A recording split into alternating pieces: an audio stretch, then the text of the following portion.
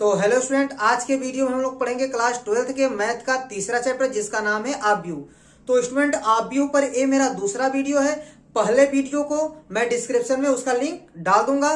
तो स्टूडेंट आते हैं, इसको आगे पढ़ते हैं। ठीक है, तो देखिए स्टूडेंट, पहले वीडियो में हम लोग पढ़े थे कि आव्यूह किसे कहते हैं, आव्यूह का अवयव क्या होता है, आव्यूह का क्रम या कोटि क्या होती है। ठीक है स्टूडेंट, ये तीन टॉपिक मैंने डिस्कस कर दिया था। आज के वीडियो में हम लोग डिस्कशन करेंगे कि आव्यूह का निरूपण क्या होता है। ठीक है, आव्यूह को निरूपित कैसे करते हैं। तो देखिए स्टूडेंट, यहाँ पर लिखा गया है कि आव्यूह को प्रायः अंग्रेजी वर्णमाला के बड़े अक्षरों A, B, C, dot dot से तथा इनके संगत छोटे अक्षरों के साथ द्वि अनुलग्न लगाकर आव्यूह के अवयवों को निरूपित किया जाता है। मतलब आव्यूह को आप एबीसीडी दिखाएंगे और आव्यूह के जो एलिमेंट होंगे, आव्यूह के जो अवयव होंगे, उसको आप क्या करेंगे, इसी जैसे आव्यूह को आप ए से दिखाएं तो उसके अवयव को किससे दिखाएंगे, ए के संगत छोटे अक्षर मतलब स्मॉल ए से दिखाएंगे, लेकिन उसके साथ क्या करेंगे, आप द्वि अनुलग्न लगाकर दिखाएंगे।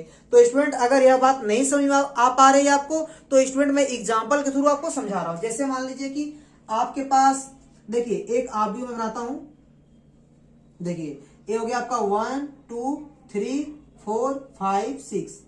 ठीक है स्टूडेंट, देखिए इसमें 2 रो है तो 2 हो जाएगा, गुणे कितने कॉलम है, 3 कॉलम है, तो 2 गुणे 3 का मैट्रिक्स हो जाएगी। ठीक है स्टूडेंट, यह आव्यूह कितने क्रम का है, किस क्रम का है, किस कोटि का है, तो 2 गुणे 3 का है, क्योंकि 2 रो है और 3 कॉलम है, तो 2 गुणे 3 की मैट्रिक्स है।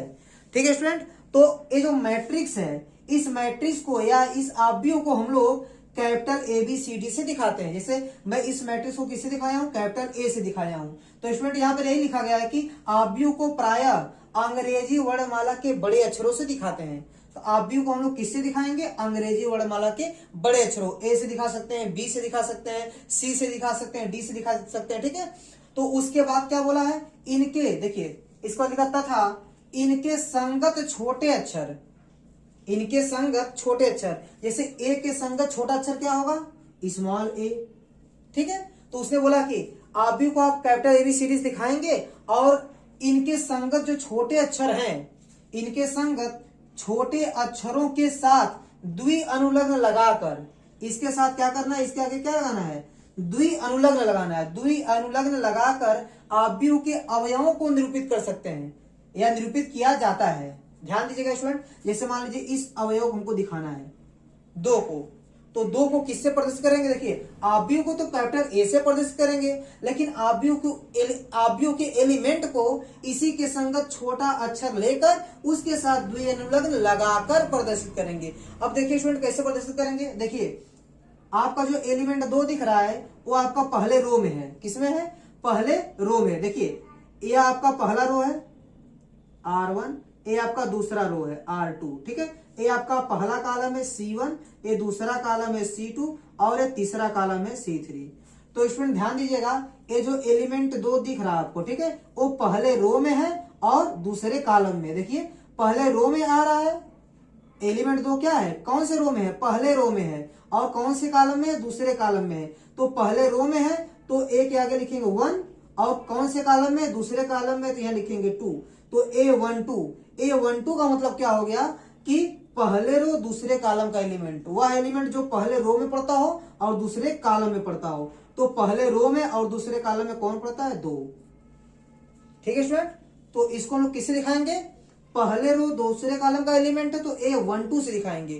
तो स्टूडेंट यही कहा गया कि आव्यूह को आप कैपिटल A से दिखाएंगे और उसके एलिमेंट को किससे दिखाएंगे, इसके संगत छोटा अक्षर लेके उसके साथ 2 अनुलग्न लगाकर, द्वि अनुलग्न लगाकर। इसमें दिया गया स्टूडेंट, देखिए निरूपित किया जाता है जबकि द्वि अनुलग्न का बायां अंक, देखिए ये आपका दायां अंक है और ये आपका बायां अंक है। तो जो द्वि अनुलग्न का जो बायां अंक है, इसकी बात कर रहा है, द्वि अनुलग्न का जो बायां अंक है वो सदैव किसको दिखाता है, पंक्ति की संख्या को दिखाता है। देखिए इसका जो बायां अंक 1 है, एक किसको दिखा रहा है, पंक्ति की, कि कौन है, पंक्ति में है।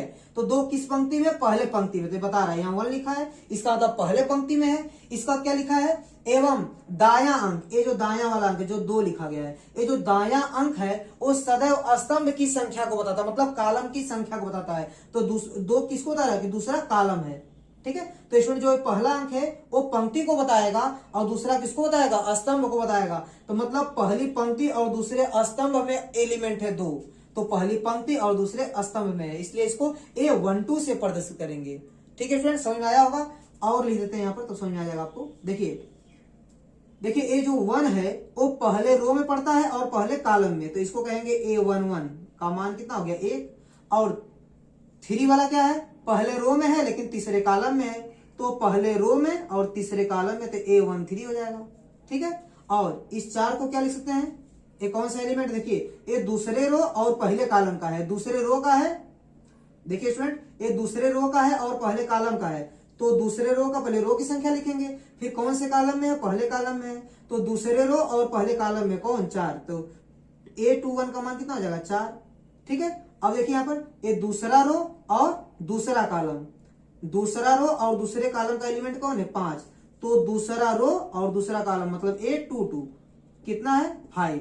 और देखिए स्टूडेंट ये 6 किस में है, दूसरे रो में है और तीसरे कॉलम में है, तो दूसरा रो लिख दीजिए और तीसरा कॉलम लिख दीजिए, कितना है 6।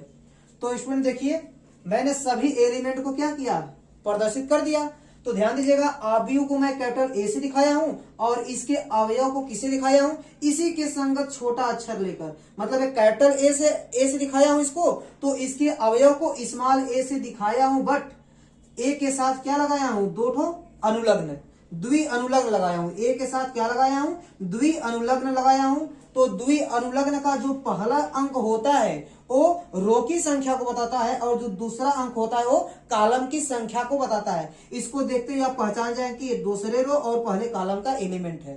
A21 मतलब क्या, दूसरे रो और पहले कॉलम का एलिमेंट है। देखिए दूसरा रो पहला कॉलम का एलिमेंट है 4।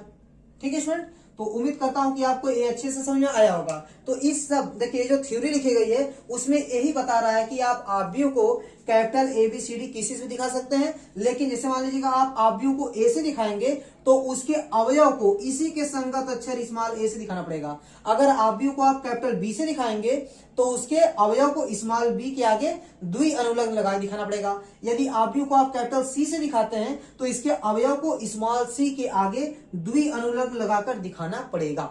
ठीक है।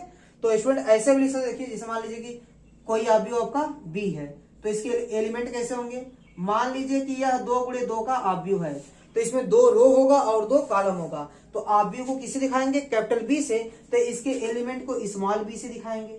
किसे दिखाएंगे, स्मॉल b से, लेकिन इसके साथ 2 अनुलग्न लगाएंगे। ठीक है, द्वि अनुलग्न लगाएंगे। तो देखिए स्टूडेंट एक पहला रो है R1, ये दूसरा रो है R2। ठीक है, ये पहला कॉलम है C1, ये दूसरा कॉलम है C2।